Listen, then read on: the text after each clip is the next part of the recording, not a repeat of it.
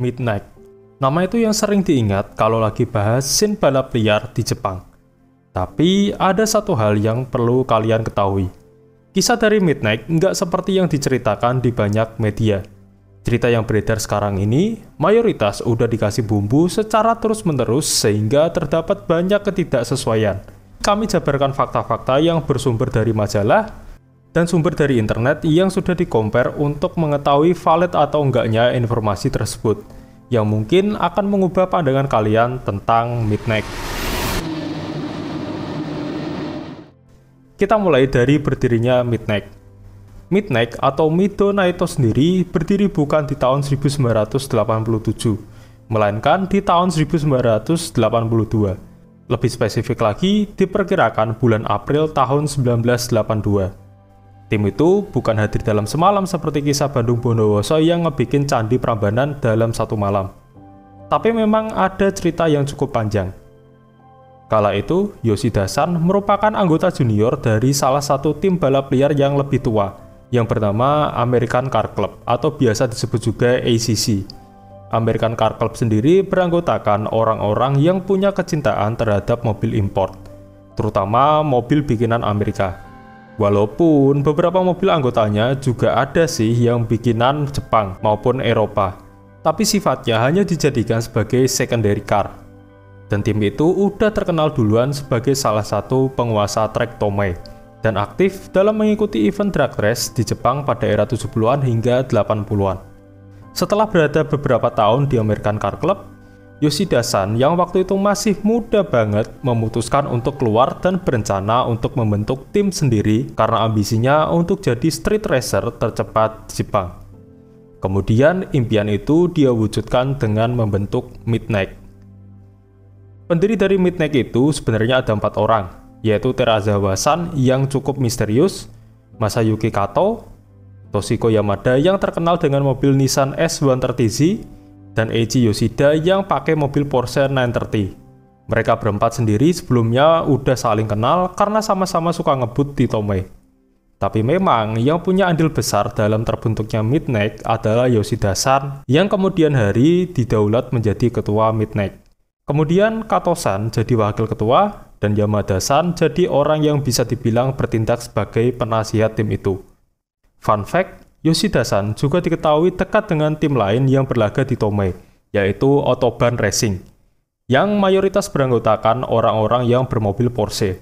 Dari kemudian hari, karena relasinya dengan tim itu dan banyak pemilik Porsche lain, membuat Midnight Club nantinya akan diisi oleh banyak pemilik mobil Porsche.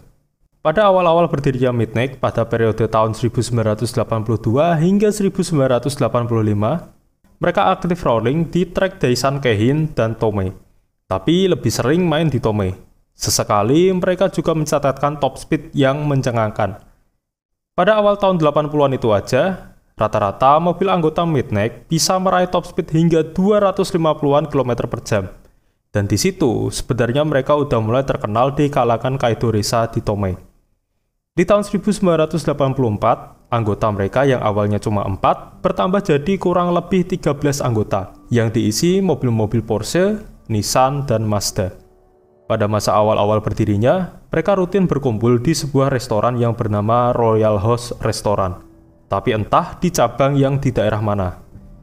Kemudian mereka benar-benar terkenal dan mulai dilirik media ketika mereka ikut event yang dinamakan Yatabe Speed Trial pada tahun 1985. Catatan rekor top speed mereka di Yatabe Speed Trial pada tahun itu terpampang jelas di website official Midnight. Di situ terlihat jelas bahwa sebuah Porsche 930 hitam milik Yoshida-san dan Nissan S130Z milik Toshi-san berhasil mencatatkan top speed di Yatabe dengan torehan masing-masing 298,7 km per jam dan 273,7 km per jam. Mereka ikut event di Yatabe selain untuk menaikkan nama mereka juga lagi bingung untuk mencari arena bermain yang lain.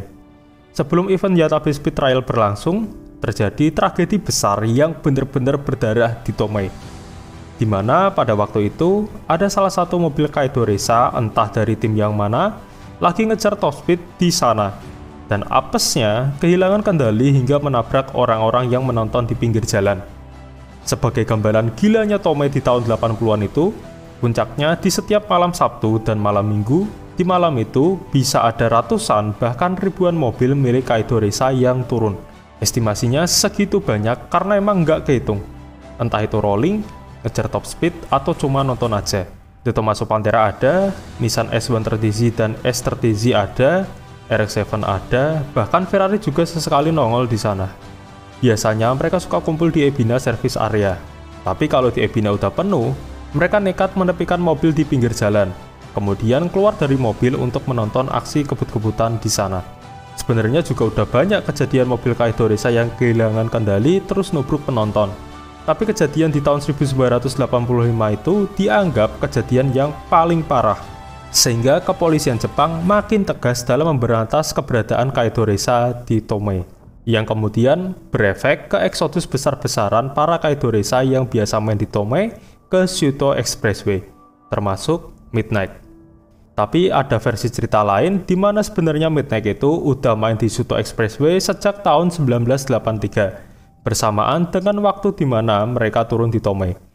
Nggak tahu cerita mana yang benar, tapi versi cerita yang ini juga masuk akal. Karena di awal tahun 80-an juga udah ada Kaido Reisa yang rolling di Shuto Expressway, walaupun nggak sebanyak di awal 90-an. Karena di periode 80-an, jalan di Shuto yang ideal untuk dipakai jadi arena balap liar cuma di jalur C1 yang sebenarnya cukup crowded, sempit, dan tikungannya rada tajam. Masih di tahun 1985 itu, Yoshida-san melakukan repaint ke mobilnya. Yang awalnya mobilnya itu warna hitam, dicat lagi jadi warna red wine seperti yang beredar di foto-foto yang ada di internet.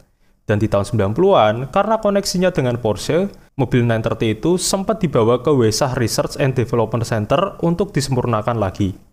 Kemudian di periode antara 1985 sampai 1991, Midnight diketahui main di Shuto, tepatnya di jalur C1.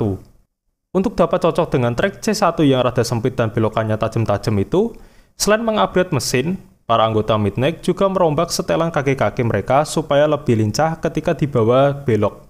Jadi walaupun trek C1 ini nggak se-friendly di Tomei, tapi catatan top speed mereka di sana bisa nyentuh angka 260 km per jam. Tersebar informasi juga kalau anggota Midnight kala itu sudah menyentuh angka 20-an anggota. Kemudian sekitar tahun 1992, Midnight mulai lebih sering terlihat di jalanan setelah Beisho Road di Shuto benar-benar selesai dibangun. Arena bermain mereka pindah ke Beisho Road atau biasa dikenal dengan nama Wangan dan diikuti oleh para Kaido Reisa lain. Di masa itu, para Kaido Reisa memandang Beisho Road sebagai gundukan emas yang mengingatkan mereka ke era keemasan Tomei pada tahun 80-an. Karena memang lurusannya banyak dan jalannya relatif lebih besar daripada di jalur C1. Di masa Midnight menginvasi Wangan, tempat kumpul mereka macam-macam. Pada tahun 1989, setelah Daikoku Futo Parking Lot selesai dibangun, mereka sering terlihat lagi ngopi-ngopi santai di Daikoku Futo Parking Lot. Tapi nggak lama setelah itu, tepatnya mulai tahun 1992, mereka juga sering terlihat kumpul di dealer sekaligus bengkel Porsche yang bernama Midnight Porsche Works, yang dimana bengkel itu milik Yoshida-san. Jadi cara mereka kumpul dan menginformasikan lokasi kumpul juga sama kayak orang normal. Bukan dengan cara bikin iklan di koran seperti yang banyak media bilang.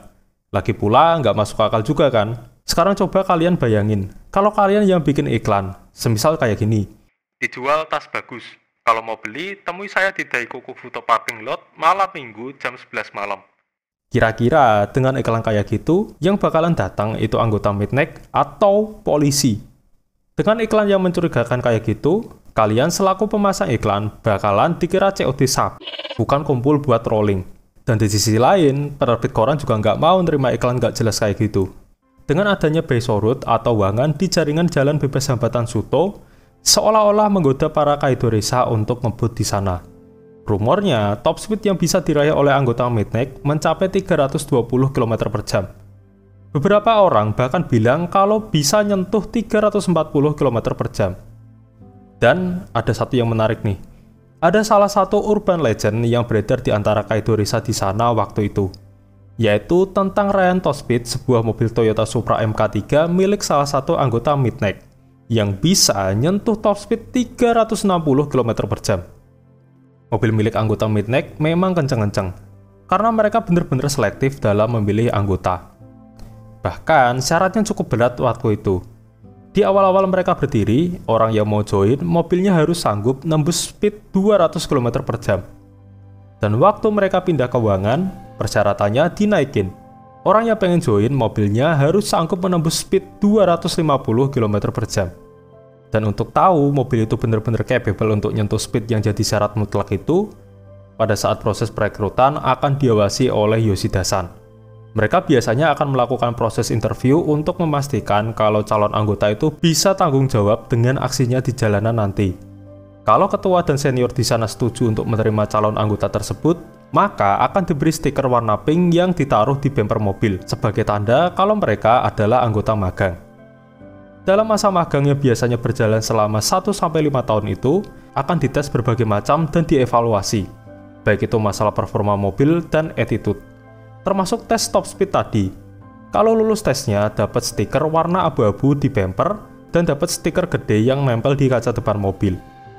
Di stiker yang warnanya abu-abu, di bawah tulisan Midnight terdapat tulisan Car Special, L-nya 2. L-nya ada 2 itu bukan typo, tapi memang disengaja. Karena pas masa tinggi-tingginya Midnight, banyak orang yang masukin itu stiker dan dipasang di mobilnya. Lihat hal itu, Yoshida-san geram. Tapi dia nggak bisa bertindak lebih jauh dengan merusak mobil milik anggota gadungan itu. Karena urusannya dengan polisi nanti akan panjang banget. Dan pasti nama mereka bakalan jadi jelek. Paling mentok-mentok cuma dicopot aja. Beda kasus kalau anggota magang yang masukin stiker Midnight Club tersebut. Selain stikernya dicopot, anggota magang tersebut otomatis akan dikeluarkan dari tim. Maka dari itu, stiker yang menempel di anggota Midnight direvisi lagi dan bahkan nama Midnight beserta desain logonya itu didaftarkan sebagai merek yang tercatat di otoritas Jepang. Jadi dengan begitu, orang-orang nggak bisa bikin stiker Midnight sembarangan tanpa persetujuan dari Yoshida-san. Karena kalau nggak, bakal kena masalah hukum yang serius. Dan masalah pendaftaran merek Midnight tersebut kayaknya juga ada hubungannya dengan workshop Porsche milik Yoshida-san tadi. Ada satu fakta unik soal stiker. Ini di luar timeline Midnight Club sih. Jadi pada tahun 1999, tepatnya di gelaran Tokyo Auto Saloon, ada perkumpulan AI86 yang bernama Mito Nato. Dedengkotnya ya Manabu Orido dan Akira Ida. Di event itu, mereka berdua bikin stiker Mito Nato yang desainnya mirip dengan logo Midnight. Dan di waktu yang bersamaan, di situ juga ada anggota Midnight yang asli karena mobil mereka juga dipajang di situ. Sebenarnya waktu itu Akira Ida udah mempersiapkan alibi kalau ada anggota Midnight yang mempermasalahkan hal itu. Tapi seperti yang kita tahu, nggak ada masalah apapun yang berasal dari stiker itu. Karena anggota Midnight juga udah pada tahu kalau Mito Nato itu cuma lucu-lucuan aja. Dan masih ada respect terhadap Manabu Orido dan Akira Ida yang merupakan sosok tersohor di scene otomotif Jepang kala itu. Untuk pembahasan lebih detail mengenai Mito Nato, kalian bisa cek video yang pernah diupload di channel ini. Tambahan fakta lagi, sebenarnya lebih ke rumor sih. Ada rumor yang beredar kalau owner dari bengkel Top Secret, yaitu Kazuhiko Smoky Nagata, pernah apply jadi anggota Midnight. Tapi ditolak sama Yoshida-san gara-gara dinilai cara nyetirnya terlalu bahaya. Balik masalah Midnight, pada masa mereka main di Wangan itu, mereka sempat ngerasa bosan karena selama ini mereka cuma adu kebut antar anggota aja. Dan selanjutnya, mereka mulai ngajak Kaido Reza di luar tim untuk adu kebut sama anggota Midnight. Beberapa orang dan tim yang ditantang juga nggak main-main, yaitu tim RE Amemiya yang dikomandoi oleh pemilik bengkel dengan nama yang sama, yaitu Isami Amemiya, dan Koichi Okawa, sang mantan penguasa Tomei Expressway. Tapi laga yang mereka lakuin bukan dalam posisi musuhan. Sebenarnya mereka semua saling temenan dan saling respect. Pada era 90-an itu, mereka makin terkenal lagi. Terlebih pada pertengahan 90-an, mereka sering banget diliput oleh majalah Autoworks. Mereka udah majang di banyak sampul tersebut. Belum lagi liputan lain yang udah nggak terhitung dimuat berapa halaman di majalah Max Power. Dan Midnight juga sempat dimention oleh Jeremy Clarkson di salah satu episode dari Jeremy Clarkson's Motor World.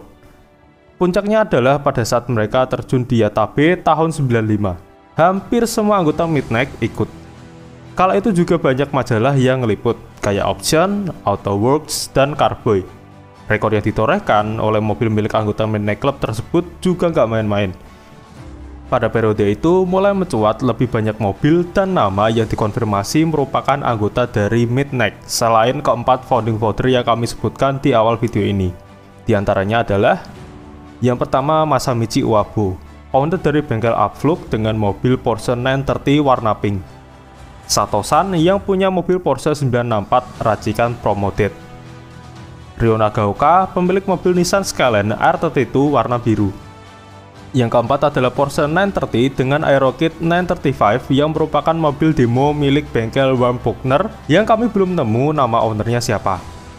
Yang kelima adalah Nissan S130Z, Porsche 930 dengan warna biru keabu-abuan, dan Nissan Skyline R32 milik Takahashi-san, seorang pemilik bengkel bodi bernama Auto Garage Tbk. Dan yang keenam adalah Tadao Tamura, seorang pemilik mobil Mazda RX-7 FD warna biru, dan Nissan Skyline R33 warna pink. Sebenarnya juga terungkap nama-nama lain seperti Iwaya-san dan Komita-san. Tapi kami belum nemu background lebih detail tentang dua nama itu. Tapi yang jelas, dua nama itu adalah pemilik kedua dan ketiga dari mobil Nissan S130Z yang dulunya dimiliki oleh Toshi-san. Tambahan lagi, ada satu anggota Midnight yang keluar dari pakem tim itu sebagai highway racer. Anggota tersebut bernama Shinichi Kometani. Dia dan Porsche 930 Turbo bertenaga 260 horsepower-nya dikenal sebagai legenda Trek Toge Hakone. Jalanan berkelok sepanjang 13,9 km bisa ditempuh dalam waktu 5 menit 55 detik saja, dengan average speed 141 km per jam. Dia benar-benar spesial dan kenceng. Tahun 95 mungkin jadi puncak keemasannya Midnight, tapi di waktu yang bersamaan juga jadi noda besar buat Midnight. Dimana karena saking terkenalnya mereka, tiap malam minggu uangan udah kayak pasar tumpah. Banyak penonton yang pengen nonton aksinya Midnight, tapi caranya ngawur, yaitu dengan parkirin mobil di jalur darurat yang ada di paling kiri. Suatu malam, ketika Midnight lagi rolling, salah satu mobil anggota mereka yang disinyalir adalah mobil Porsche kehilangan kendali dan menabrak penonton. Endingnya menewaskan 7 orang penonton. Tapi setelah insiden itu, Midnight masih ada. Dan fun fact lagi, menurut kami kecelakaan itu yang sering disalahartikan oleh orang-orang sebagai kecelakaan antara Midnight dan Bosozoku pada tahun 99 yang mengakibatkan Midnight bubar. Tapi kenyataannya enggak. Kecelakaan di tahun 99 itu enggak ada. Dan enggak mungkin juga Midnight bisa berantem sama Bosozoku yang berakhir kejar-kejaran sampai kecelakaan. Karena yang pertama, tanpa mengurangi rasa hormat, motor Bosozoku sendiri jauh lebih pelan daripada mobil senilai jutaan yen milik anggota Midnight. Dan yang kedua, banyak anggota Midnight yang dulunya juga anggota Bosozoku. Dan bahkan beberapa bengkel langganan mereka juga ownernya mantan anggota Bosozoku juga. Kalaupun memang beneran bertengkar, harusnya udah habis duluan sesaat setelah menyatakan keluar dari Bosozoku. Sebenarnya sebelum kami berpendapat seperti ini, beberapa orang yang kami lihat di Reddit juga bilang hal yang sama. Midnight sendiri nggak pernah bubar, tapi lebih tepatnya vakum. Menyusul mulai dipasangnya speed trap di banyak titik di Shuto Expressway, dan makin rutinnya polisi Jepang dalam berpatroli untuk memberantas aksi kebut-kebutan di sana. Tapi mereka masih aktif mejengin mobil di Tokyo Auto Saloon hampir tiap tahun. Salah satu anggota Midnight pernah muncul di tahun 2005 di sebuah event Time Attack di Tsukuba dengan mobil FD3S. Habis itu nggak tahu lagi rekodnya gimana. Kemudian pada tahun 2018 ada satu mobil Lamborghini Countach warna putih milik anggota Midnight yang ikut track day di Sotegaura Forest Raceway. Naasnya mobil itu crash dan stiker Midnight yang ada pada mobil itu dilepas. Artikel tentang kecelakaan dari mobil itu sempat tayang sebentar di website speedhunter.com. Nggak lama karena permintaan dari owner tersebut, akhirnya artikel tersebut dihapus. Tapi sayang, susah untuk menghapus jejak di era internet sekarang ini. Kisah tersebut sudah terlanjur trending di Reddit. Keadaan Midnight diperparah dengan sang ketua, yaitu Yoshida-san yang tersandung kasus penipuan sebanyak 2 kali pada tahun 2018 dan 2019, yang mengakibatkan Yoshida-san masuk bui. Di mana uang hasil penipuan itu diduga dia gunakan untuk melunasi hutang yang sangat besar. Dan mobil Porsche 930-nya terakhir terkonfirmasi berada di dealer spesialis mobil eksotis yang bernama Premier Cars yang terletak di daerah Odaiba pada tahun 2015. Entah memang dijual atau hanya dititipin. Dan tokat kepemimpinannya di Midnight dilanjutkan oleh Tamurasan yang kini memakai mobil Mercedes-Benz C63 AMG. Soal banyaknya misinformasi yang ada pada cerita Midnight yang beredar pada saat ini, kami melakukan penelusuran dan menemukan artikel tertua yang bisa kami temui dengan narasi yang banyak beredar di internet. Kami menemukan sumber tertua yang masih bisa dilihat, yaitu sebuah thread yang dipost pada tahun 2013 di forum drivermadness.net. Tapi jauh sebelum thread itu terbit, pada tahun 2008 juga cerita itu udah menyebar di forum-forum. Tapi kami nggak berhasil untuk menemukan dokumen aslinya. Terakhir, soal Wangan Midnight. Wangan Midnight sebenarnya tidak 100% berdasarkan kisah asli dari Midnight. Tapi kreator dari manga Wangan Midnight, yaitu Michiharu Kusunoki, sebelumnya melakukan riset panjang terhadap aktivitas kebut-kebutan di jalanan Jepang, terutama di Shuto. Kusunoki-san melakukan banyak wawancara terhadap para kaido desa di Wangan. Dan salah satunya adalah mewawancarai Yoshida-san. Walaupun ceritanya udah banyak dibumbui sana-sini, tapi memang kenyataannya Midnight merupakan tim atau perkumpulan street racer yang kencang-kencang dan disegani pada masanya.